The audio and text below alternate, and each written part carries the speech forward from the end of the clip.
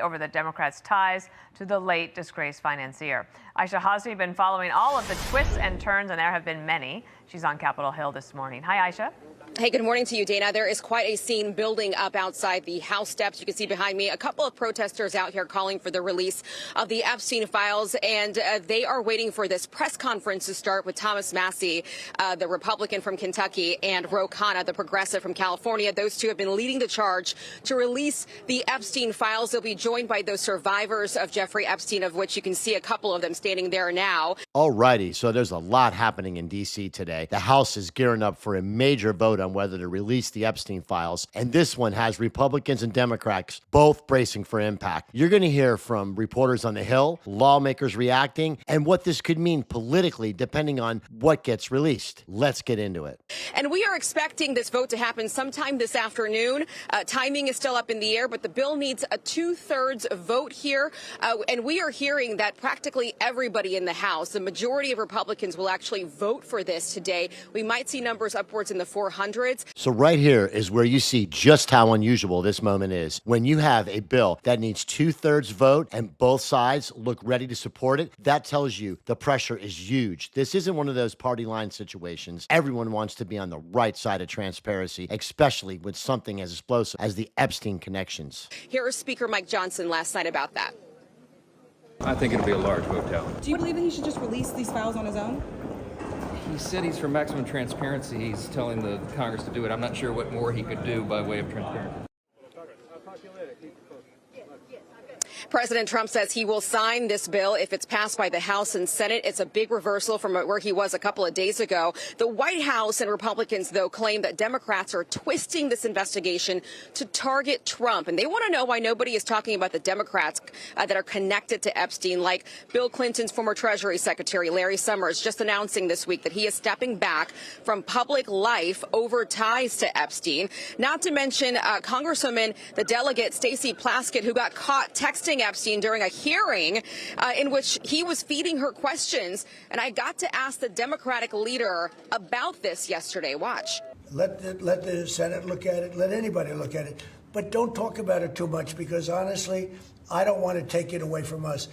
It's really a Democrat problem. The Democrats were Epstein's friends, all of them. And it's a hoax. Okay, so let's see which way this goes. We do not know the fallout yet. I think we can say that. But based on Aisha's reporting there, the fallout is already beginning, Brett. Yeah, I think so. By the way, I'm partial to the pink frog protester up there. I hadn't seen him before. But listen, I think that this is a big moment because it is a turnaround from where the president was and how he talked about it and what the instructions essentially were, how House Speaker Johnson was dealing with it. You're now going to see the floodgates open because a lot of people wanted to vote for this. And now that the president has opened that up, I think the vote is not in question at all, and they'll probably get a ton of votes. Now, where does it go? How long does it take? Do we see the documents? How much is out and how much is not out? And I don't think we have a sense of that from the DOJ. Remember, thousands and thousands of pages have been put out already. And what we're seeing so far, you're right, cuts both ways as far as embarrassment and also, even worse when it comes to the victims talking about that.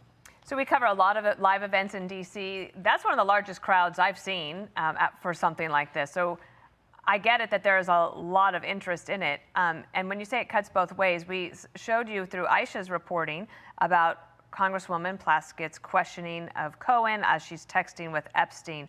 But Derek Van Orden also spoke about this. Now, he's a Republican from Wisconsin. Watch here. Epstein was convicted in 2009 of sex trafficking.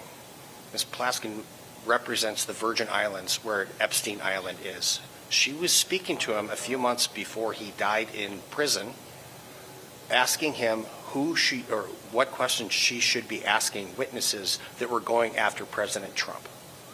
There's in no universe can you say that was a good thing to do. This part right here is where the conversation really heats up. When you have lawmakers saying there's no universe where this looks good, it shows how politically radioactive these ties are. It doesn't matter if it's a Republican or a Democrat. Everybody is nervous about what could come out in these files, and that tension is showing. What do you make of that part of it?